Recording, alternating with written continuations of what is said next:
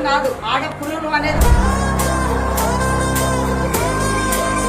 ఈ ఆపోజిషన్ లీడర్లకి నిద్రపట్టక మా మీద ఏదో ఒక ఆరోపణలు చేసి ఒకడేమో అమెరికా పోతుందని చెప్తారంట. అమెరికాలో మా కుటుంబం ఉన్నది, పోవాల్సి వస్తే పోతాము, అంతేగాని పాలకుర్తిని వదిలిపెట్టి ఎట్లా పోతాము? పాలకుర్తిని వదిలిపెట్టి ఫోన్ పెట్టాలి, అంతేదో చూసే పోతా. అత్తా కూడా పాలకుర్తిలోనే ఉన్నాము, తన అధికారపూర్వకంగా తన పనులు చేసుకుంటుంది, నేను పార్టీ పూర్వకంగా నేను పనులు చేస్తున్నా, పార్టీని కాపాడుకుంటున్నాం. ఇక్కడ అత్తా కోడలంటే మీకు అంత హీనంగా ఉందా?